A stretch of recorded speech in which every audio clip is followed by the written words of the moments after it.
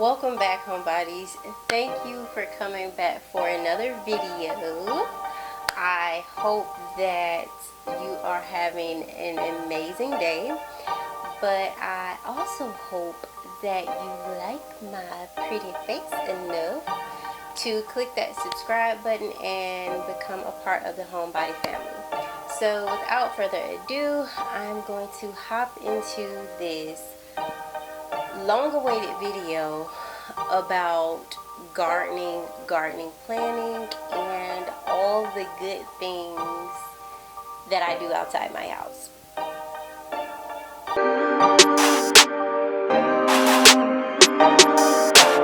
Buddies, so just so we can kind of jog each other up on what to expect when gardening, some of the things that I've used as a beginning gardener and some of the information that I've received as a beginning gardener, I just kind of want to take you around my house so that you can kind of see the storage and the areas that I plan to kind of dig up and put my garden. So I have like this area out front of my house that I am currently growing rosemary in. I don't have like a particular place that I like to put my herbs or like my vegetables. I typically just go wherever the most sun is needed. And one of the tips that I wanted to give you guys when you're first starting out learning to garden is definitely figure out what your growing area is. On the USDA website, you can find exactly what your USDA growing zone is. And if you're located here in Georgia, if not the metro Atlanta area, you can always go to the UGA extension website, and they have a plethora of information that you can, just pretty much dive yourself into, because all these horticulturists are so passionate about what they do. They jump at the opportunity to tell you about Georgia red clay. The second tip that I wanted to give you guys is over on the other side, well, in the front, on the opposite side where I first started gardening. When you go around the corner, I have like a lot of native azalea bushes. This was like my first introduction into gardening, and one thing that I learned was to start off with native plants, and it kind of helped ease me into like the feel of everything. I didn't know what I was doing, so one question that I get very often is, do I have indoor plants? Absolutely not. As a matter of fact, my mother-in-law gifted me these really beautiful blue purpley what are those, hydrangeas, and they were indoor. I don't like gnats, I don't like flies, I don't like bugs on the inside of my house. On the inside of my house, it has to be extremely sterile, and plants don't allow me to be my best me inside the house. So literally, I do all my gardening outside. There are 0 live plants in my house that are not flowers, that are going in a vase, and I pick out the pollinators, like the throat of it, so that I don't get bugs. There's 0 indoor gardening. I don't do it. So the very first tip that I'm going to give you is have expectations that not all of your crops will make it this growing season.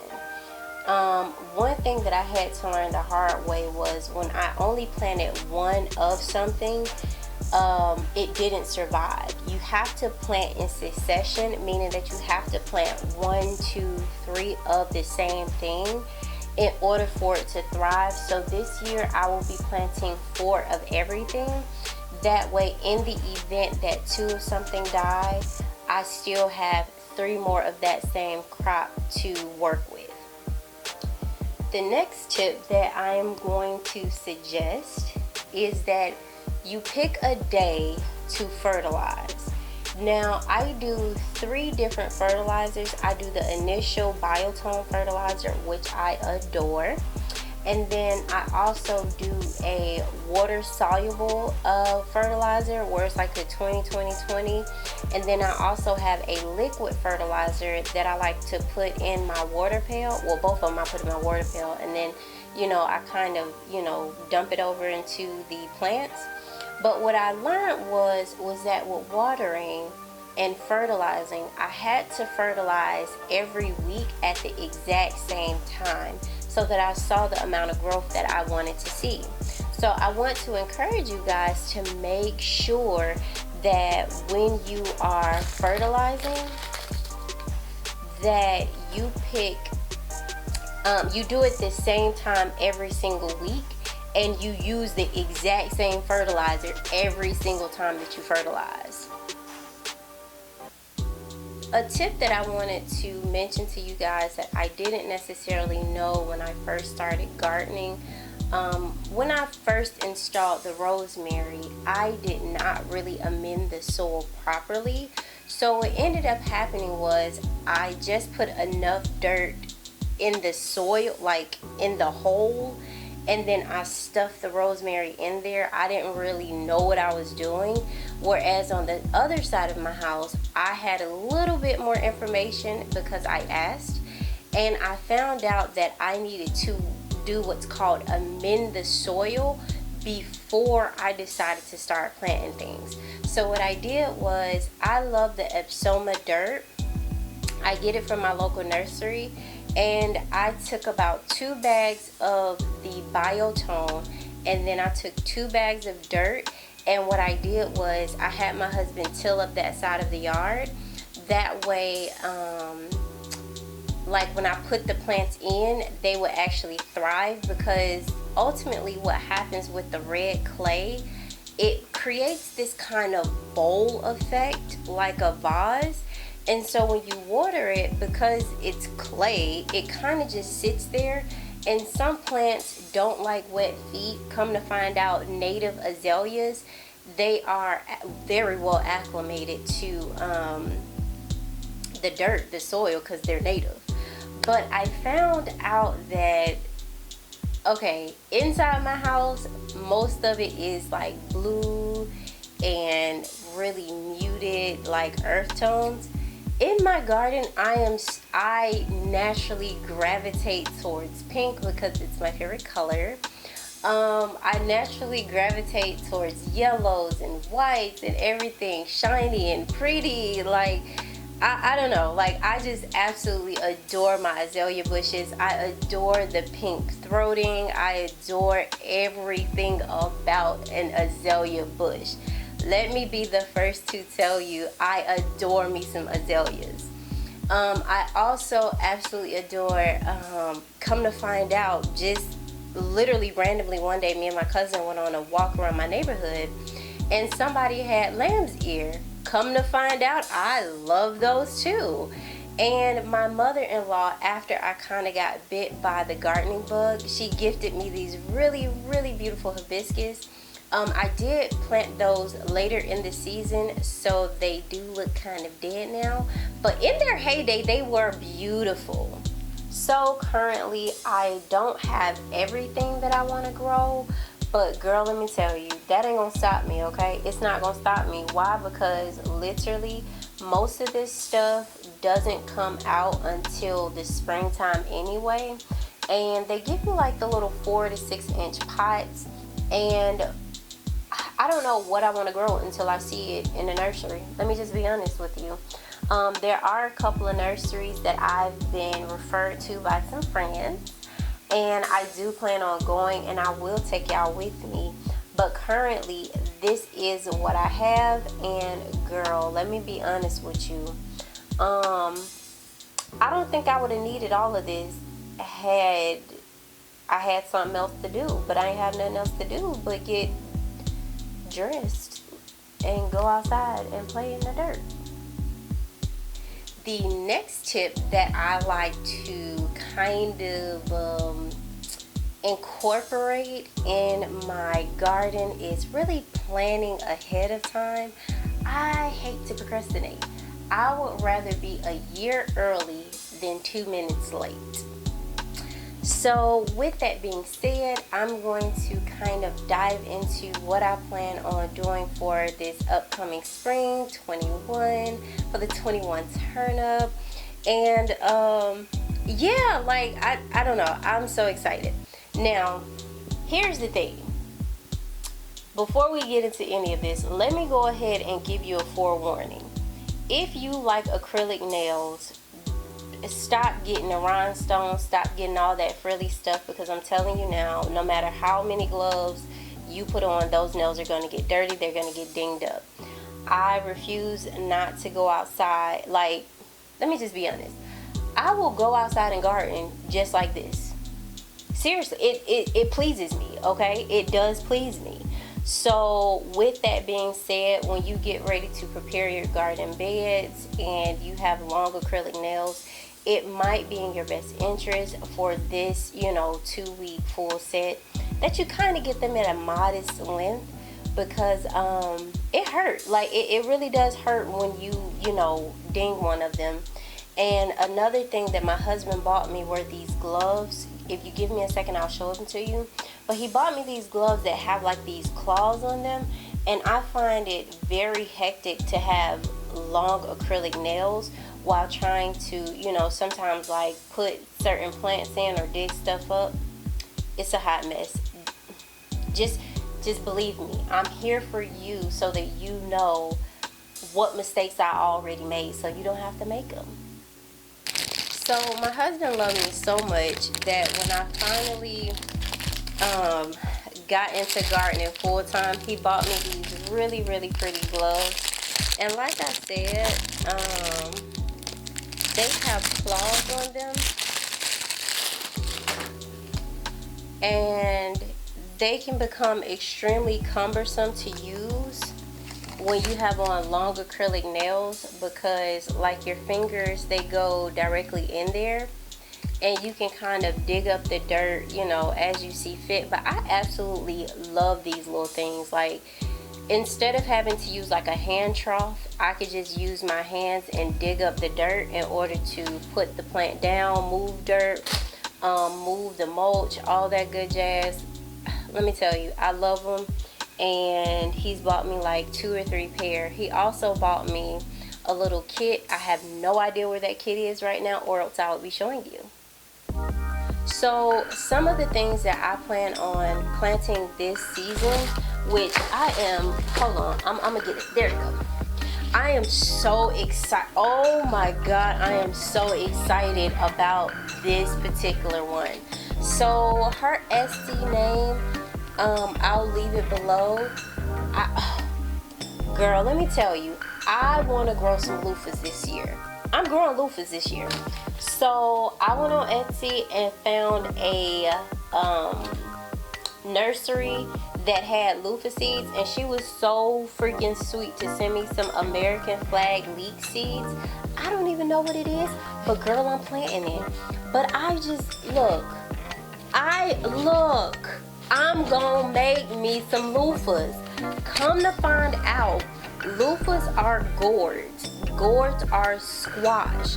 So here I'm thinking like, okay, when I buy a loofah, I knew it was a natural material, but I didn't know like it was a freaking squash, dude. But look here, sis. This year is going down, and I will leave her Etsy shop down below. Y'all go shop with her because she is so sweet and so kind. Look, honey, take my advice when I tell you this. Go clear out all the marigolds. One thing that I did not learn until it was too late was understanding what the purpose behind companion plants were. Trust me when I tell you that I'm gonna clear y'all out, period. Like, I have seeds. They were $1.79 a pack, but I don't care. I'm gonna clear them out again because literally I have a lot of vegetables that require companion plants, and I had no idea. I had absolutely no idea. Now look, honey, I am very satisfied with myself, but I picked up some carrots. These are gonna go in a pot somewhere. I don't really know, but the cheat sheet on the back say it need full sun, honey. I also picked up these cucumbers and another set of cucumbers, which is why I needed so many marigolds, because honey, these things trail and the bugs just got to them, child. I don't even know. I couldn't even eat none. I do use quite a bit of dill, so I will be doubling up on my locations with dill. The green beans, I picked up like 2 different kinds. Let me tell you, that haul video is coming. Just give it some time, Surefoot. But again, I will be planting these in succession. I also picked up these tomatoes and 2 more tomatoes because it just pleases my husband and my grandma. I hate the taste of them, but I love ketchup and I love tomato soup. So we shall see where this goes. Child, I don't know where these gonna go, okay? Let me be honest. I have no idea where these flowers or the next set of flowers are gonna go. But girl, I'm gonna find somewhere for them to go because they pretty, and I want to look at pretty flowers in the spring and in the summer. It's just inevitable, okay? That's just how I am. I also picked up this cilantro, but I forgot to pick up parsley. I have no idea why I forgot, but this, I think I'm gonna plant these in a pot too. Not really sure. I also picked up some chives. I use quite a bit of chives in my garden, well, in my day-to-day cooking, so I will be using these. But here's the trick. These freaking squash, I had maybe 2 good ones and then nothing. So literally, go get you some marigolds and figure out what you need to plant by them, because for some random reason, I just got 2 and then they were done for the rest of the season. On this corn, it says it is a hybrid and it's 88 days till harvest. I do not get caught up in the GMOs. That's another video for another day, but I'll say this. They breed out a lot of the things that will have you have crop failure and all that good jazz. And we've been doing it for actually thousands of years, as long as there were herders and gatherers. So I don't get caught up on that. Alright, sis, this is pretty much the entire video. Like, this is everything that I am currently working on. This is everything. Last year was my first year gardening, and I yielded quite a bit of stuff. I am overwintering some Tabasco peppers as we speak, and I've made 2 batches of hot sauce over the winter, and I plan on doing so much more. I am so grateful that you stuck around this long in the video to even see my outro. So please hop down in the comments, okay, and tell me what you want to see first. Like, do you want to see the dirt? Do you want to see the clothes that I wear? Because girl, I'm telling you, I be outside in a dress. I'm for real. Do you want to see like my gardening shoes? Because one thing that I was challenged at was figuring out what I wanted to wear outside to be in the dirt. Let me know like how you feeling, what you want to know. Just because I know we besties, I'm gonna go ahead and leave this makeup look linked down in the description box below, because I did record a video. So this is like my everyday beat, and you know, you just change out the lip, girl. But anyway, I hope that this video was informal. Trust me, I love gardening. And I'm so serious when I say I am a totally different girl. Outside, my threshold, I become, I ain't touching that bug. I'm not. So don't be ashamed if you like that. But anyway, I'm rambling at this point. I love you, and I hope that you just loved me enough that you would hit that subscribe button below and hop in my comments and let's chat, sis. Be my best friend. That's what all of this is about. This is a diary entry, an active diary, and we just girlfriends. We just talking.